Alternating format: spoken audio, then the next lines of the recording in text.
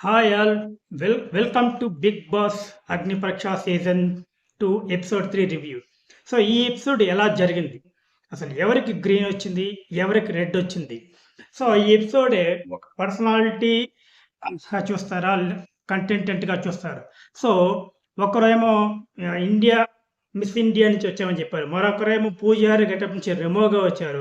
ఒకరొచ్చి ముగ్గురు పిల్లలకు తండ్రి అని చెప్పారు. మరొకరొచ్చి డిఫెన్స్ అకాడమీ పెడుతున్నామని వచ్చారు. సో ఎవరు పర్సనాలిటీ ఎలా ఉంది? ఎవరు పాయింట్స్ ఎలా పెట్టారు? ఎవరికి రెడ్ వచ్చింది? ఎవరికి గ్రీన్ వచ్చింది? పూర్తిగా చూసేద్దాం. సో, ఈ ఎపిసోడ్‌లో మనకి క్లియర్‌గా తెలిసిందేంటంటే, ఓన్లీ టాలెంట్ ఉంటే మాత్రం సరిపోదు. మీకు ఒక స్టోరీ ఉండాలి. మీకు ఒక పర్సనాలిటీ ఉండాలి. సో, కెమెరా ముందర మాట్లాడగలిగే ధైర్యం ఉండాలి అనేది మనకి క్లియర్‌గా తెలిసింది మనకి ఈ ఎపిసోడ్‌లో. సో, ఈ ఎపిసోడ్‌లో ఎవరు ఎలా ప్రెజెంట్ చేశారు? ఎవరేం చేశారు? అనేది చూద్దాం. ఫస్ట్ మనకి వచ్చిన కంటెస్టెంట్ వచ్చి ఆహ్ పేరు. 'శివ సృష్టి'. సో, తను చాలా చూడడానికి చాలా మోడ్రన్‌గా ఉండింది. తను మోడలింగ్ చేస్తున్నా అని చెప్పింది. మిస్ ఇండియా కూడా అప్లై చేశాను అని చెప్పింది. ఓకేనా. మ్యూజిక్ వీడియోలు కూడా చేశాను అని. చాలా యంగ్ అండ్ ఎనర్జిటిక్‌గా ఉండింది. సో, తనకి ఒక ఇది కిచెన్ టాస్క్ ఇచ్చారు. చపాతీ పెట్టే టాస్క్. పిండి కలుపుతూ ఉండాలి. శ్రీముఖి కూడా మధ్యలో వచ్చి వాటర్ పోస్తూ ఉంది. సో ఉన్నసేపు మాట్లాడినసేపు చాలా ఎనర్జిటిక్‌గా, ఎంగేజింగ్‌గా ఉండింది. కానీ బిందు మాధవి గారు ఏం చెప్పారు, "నువ్వు ఒక్క సైడ్ నుంచే నీకు యాంగిల్ కనిపిస్తుంది. ఓన్లీ ఎనర్జిటిక్‌గానే ఉంది. ఒక సైడ్ మాత్రమే అబ్జర్వేషన్ ఉంది" అని. So, she gave red.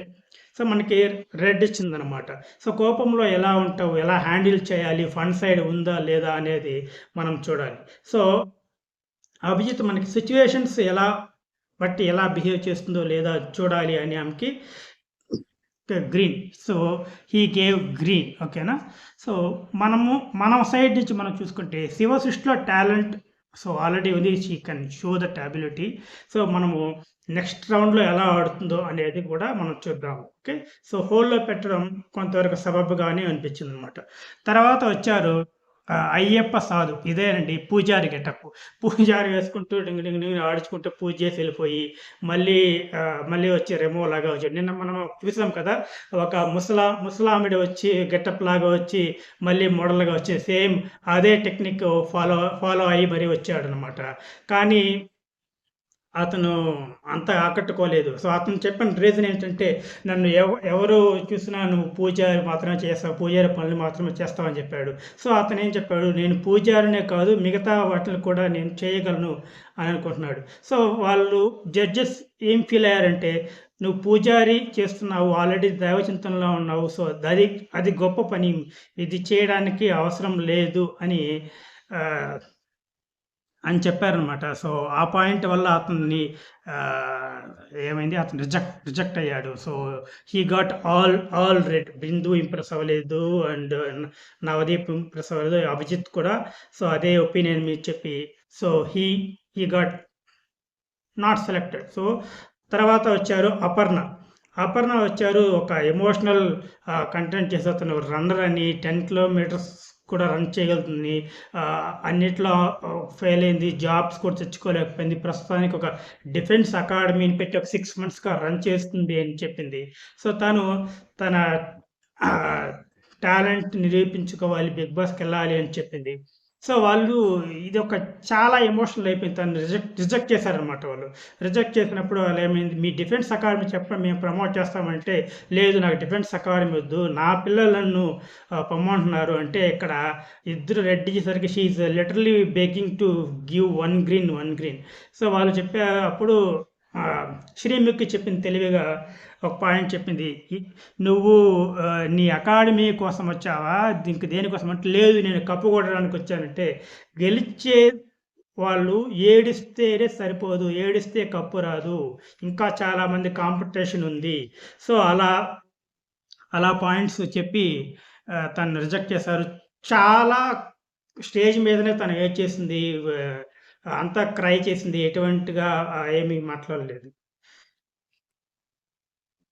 So, అపర్ణలో determination ఉంది. కానీ తను ప్రాపర్‌గా చెప్పాల్సిన పాయింట్ చెప్పలేకపోయిందనమాట. సో, తను విన్నవడానికి వస్తుందా? తన అకాడమీ కోసం వస్తుందా? అని చెప్పలేకపోయింది. సో, తనకి ఖచ్చితంగా రెడ్డే వచ్చింది. తర్వాత వచ్చాడు రామకృష్ణ. రామకృష్ణ రాగానే వస్తూ తన జిమ్నాస్టిక్ స్టైల్‌లో వచ్చి భలే భలే పోజు పెట్టి ఎవరు హోస్ట్ శ్రీముఖి దగ్గర బ్లెస్సింగ్ తీసుకున్నాడు. తర్వాత నేను నవరస కంటెంట్ చేస్తాను. నా స్టైల్‌లోని కంటెంట్స్ చేస్తానంటే అప్పుడు ఒక లవ్ ఫెయిరీ మోటివేషన్ ఇవ్వని నవదీప్ వచ్చాడు. అక్కడ తను మాట్లాడుతుంటే నువ్వు నాకు మోటివేషన్ ఇస్తున్నట్లేదు. నన్నే క్వెషన్ చేస్తున్నట్టుంది అని. సో, కొంచెం ఫన్ జనరేట్ అయింది.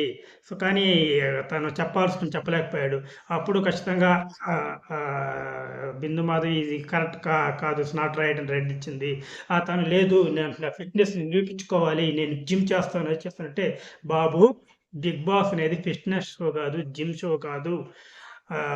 అని చెప్పాడు. సో, బట్ అభిజిత్ మాత్రం ఓకే. ఒక ఛాన్స్ ఇద్దామని ఒక యాక్టింగ్ స్కిల్ ఒక డ్రమ్ ఎత్తుకొని 'బాహుబలి' సీన్ చేయమని చెప్పాడు. ఆ 'బాహుబలి' సీన్ చేశాడు. తర్వాత ఓకే. ఫిట్‌నెస్ ఎనర్జీ ఉంది అని హి గాట్ 1 గ్రీన్. సో, ఒక కాన్ఫిడెంట్‌గా ఉన్నాడు. 1 గ్రీన్ ఇచ్చాడు. చూద్దాం నెక్స్ట్ లెవెల్‌లో ఏమవుతాడో అని ఒక గ్రీన్ ఇచ్చాడు.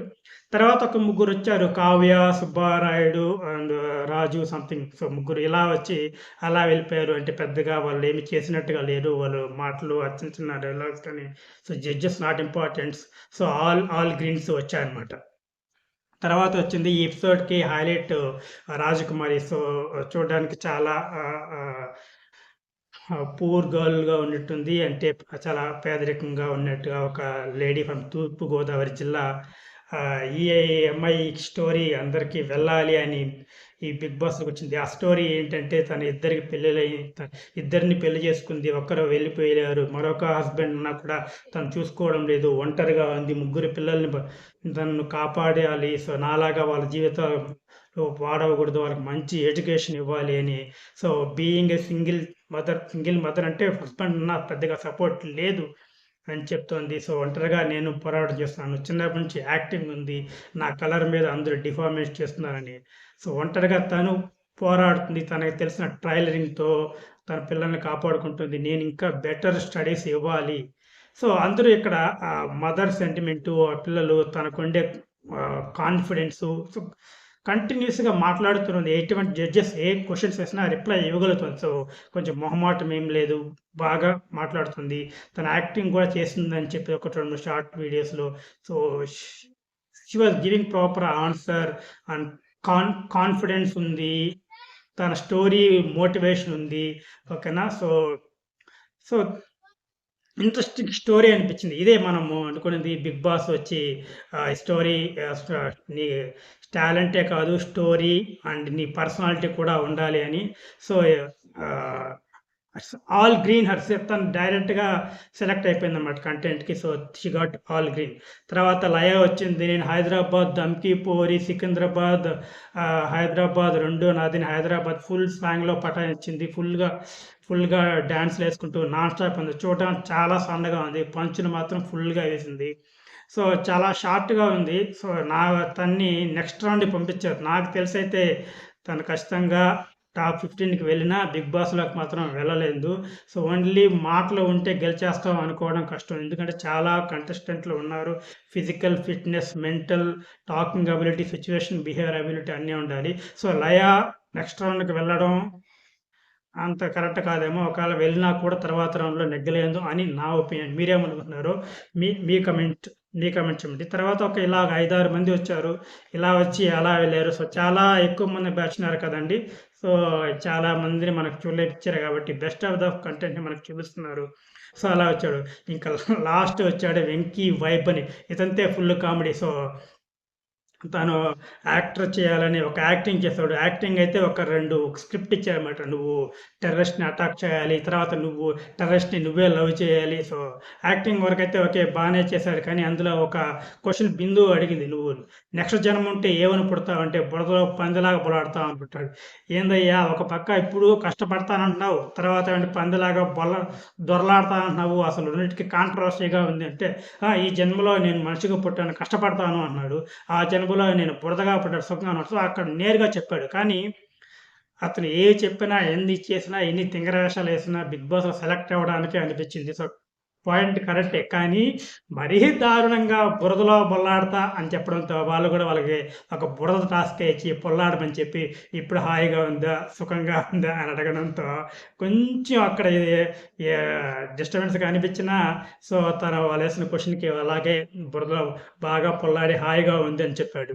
సో, అతనికి కూడా ఓకే. ఒక గ్రీనొచ్చి తను గూడా నెక్స్ట్ రౌండ్‌కి మూవ్ చేశారు. సో, ఈ ఎపిసోడ్‌లో హైలైట్ అంటే రాజకుమారి గాట్ ఆల్ గ్రీన్స్. తర్వాత తర్వాత best candidate Shiva 'Laya' and ah, ఇతను ఇప్పుడు లాస్ట్‌లో ఎవరు అతని పేరు? ఇప్పుడు చెప్తున్నాను గూడా.